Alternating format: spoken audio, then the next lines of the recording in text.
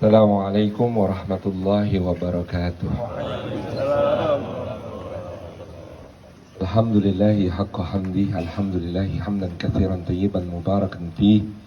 Wa subhanallahi wa bihamdi adada khalqih wa ridha nafsi wa zinata arshi wa midada kalimati. Nahmaduhu wa nasta'inuhu wa nastaghfiruhu wa nastahdihi wa natubu ilaih. Wa la na'budu illa iyyahu wa natawakkalu alaih.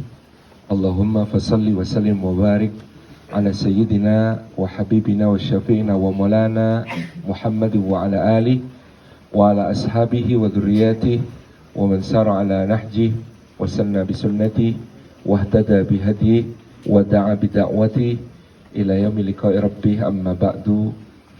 Sadatul fadil hadratul mukramin yang kita takdimi, guru kita semua, Tuan Guru Ustaz Abdus Somad beserta seluruh jajaran tim sahabat Ustaz Abdus Somad yang kita takdimi, Ustaz Al-Nof beserta seluruh jajaran tim Yayasan Tabung Wakaf Umat dan pemrakarsa dari Masjid Nurul Azhar yang insya Allah nanti akan kita saksikan bersama-sama.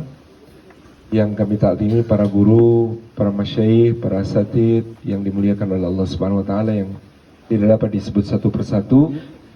Rekan-rekan semuanya, hadirin hadirat, muslimin muslimat, mukminin mukminat, salihin salihat, rahimani wa rahimakumullah. Puji syukur kepada Allah Subhanahu wa taala atas limpahan karunia-Nya pada subuh yang penuh berkah ini kita dihimpunkan oleh Allah Subhanahu wa taala di tempat yang indah ini di Batu Tilam. Mudah-mudahan semua langkah kita menuju ke tempat ini, tiap tapaknya dihitung Allah sebagai penggugur dosa-dosa kita. Tiap langkahnya dihitung oleh Allah sebagai meninggikan derajat kita di sisinya. Tiap langkahnya dihitung oleh Allah Subhanahu wa taala sebagai yang memudahkan jalan kita semua menuju ke surga. Karena niat-niat kita semuanya dan kita dihimpun oleh Allah di waktu yang baik, di tempat yang baik. Mudah-mudahan duduk kita semua termasuk taman di antara taman-taman surga, tempat Allah mencurah-curahkan rahmatnya, menaungkan sayap-sayap malaikat yang memohonkan ampunan dan surga untuk kita, tempat Allah Subhanahu wa taala menurunkan sakinah, ketentraman ke dalam hati kita dan menyebut-nyebut nama kita semua dengan bangga pada makhluk-makhluk mulia yang ada di sisinya. Hadirin hadirat yang dimuliakan oleh Allah Subhanahu wa taala, kadang berat menjadi band pembuka dalam satu konser. Ya, karena yang ditunggu tentu adalah band utama gitu. Jadi ini yang menjadi hal yang kaidahnya seharusnya idza wujidal ma batalat tayammum. Kalau terdapat air, ditemukan air, maka tayamum itu batal, tidak berlaku. Tapi rupanya najis kita najis mughaladhah. Jadi debu tetap berguna gitu. Jadi ini mudah-mudahan penampilan debu sebelum air ini tetap bermanfaat. Hadirin hadirat yang dimuliakan oleh Allah Subhanahu wa taala, sungguhnya Allah Subhanahu wa taala menjadikan negeri yang agung ini, negeri yang indah ini, Indonesia yang kita cintai, sebagai amanah bagi kita semuanya. Dahulu berbagai alim dan ulama, da'i dari berbagai penjuru datang ke negeri ini untuk mensyiarkan dinul Islam, untuk mengantarkan hidayah, untuk membawa risalahnya Rasulullah sallallahu alaihi wa alihi wasahbihi wasallam.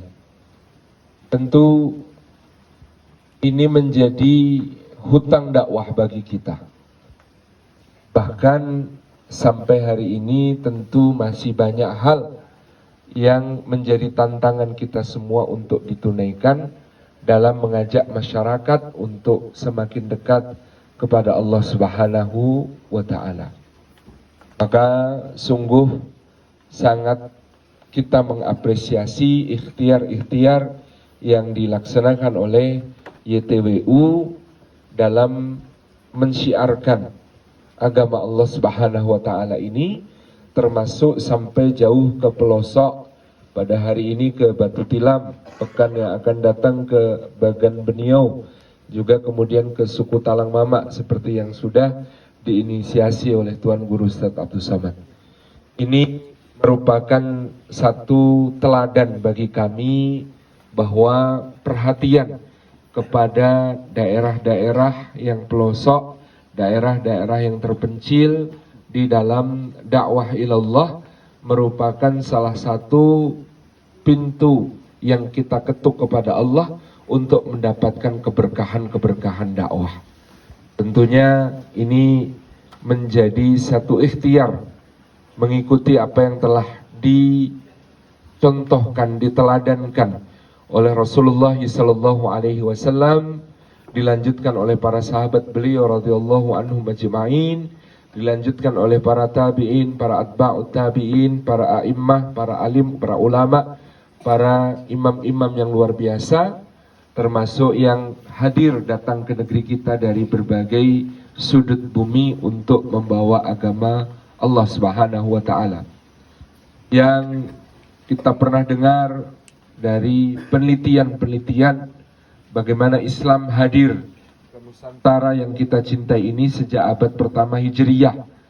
Dalam bukunya Kiai Haji Ahmad Baso, Islamisasi Nusantara, kronik-kronik dinasti Tang dari Tiongkok sudah melaporkan pada abad pertama Hijriyah atau abad ke-7 Masehi, itu di pantai barat dan timur dari Sumatera sudah wujud adanya orang-orang yang disebut sebagai Tasi.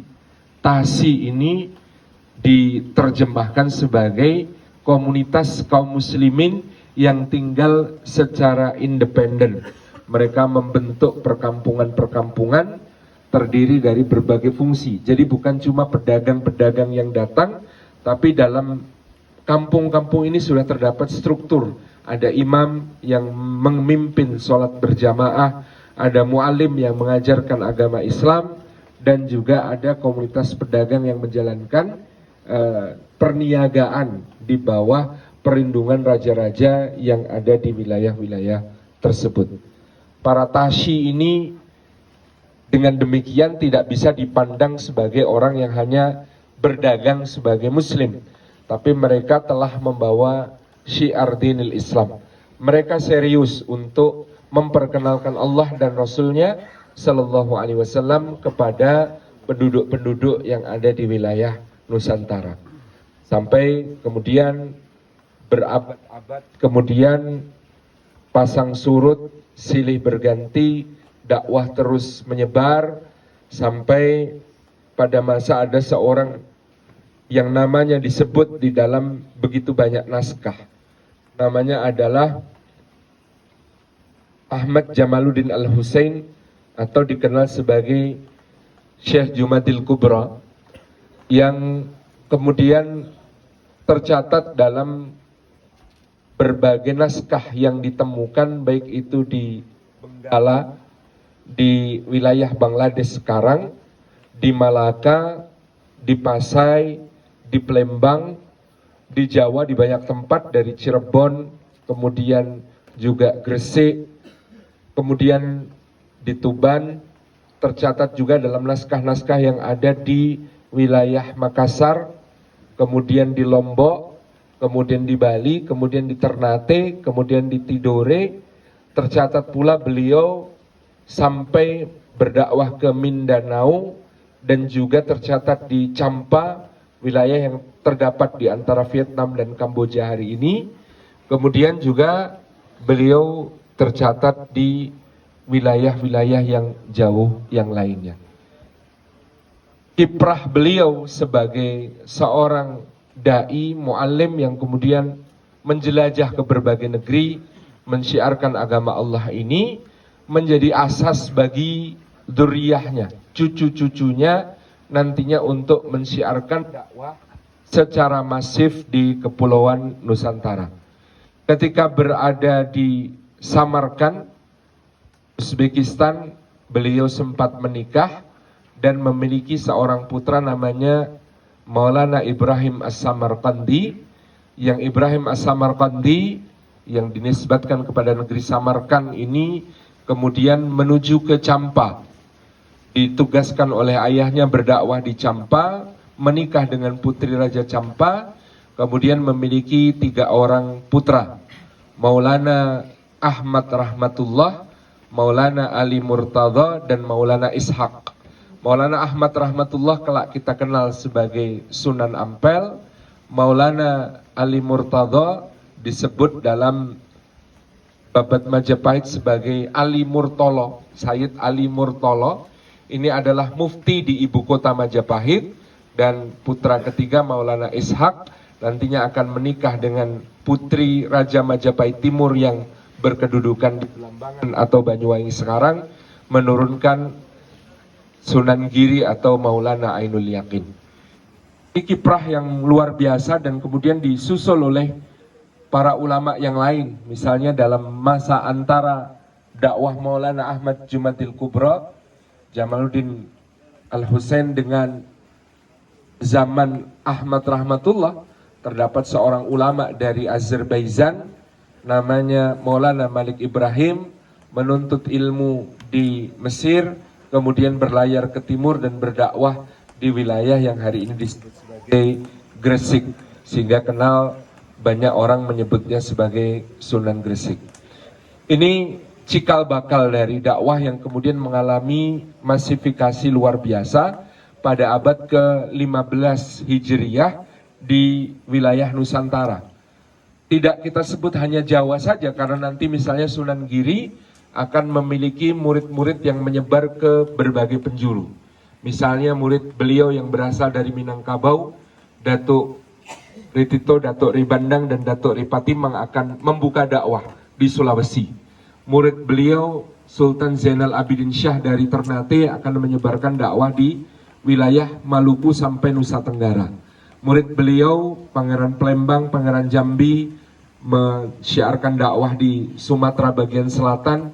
Murid-murid beliau menyebar ke Pasai, Malaka, dan juga sampai ke Banjar, sampai ke daerah Bulungan, dan banyak lagi, ke Pasir, ke Penajam yang sekarang mau jadi ibu kota. Itu bagian dari syiar dakwahnya murid-murid Sunan Giri yang sangat luar biasa. Jadi ini menjadi hutang dakwah bagi kita semuanya untuk dituntaskan hari ini, mensyiarkan agama Allah di negeri kita tercinta, sambil sekaligus mungkin mempersiapkan generasi anak-anak kita nanti untuk mensyiarkan dakwah ke berbagai penjuru dunia juga.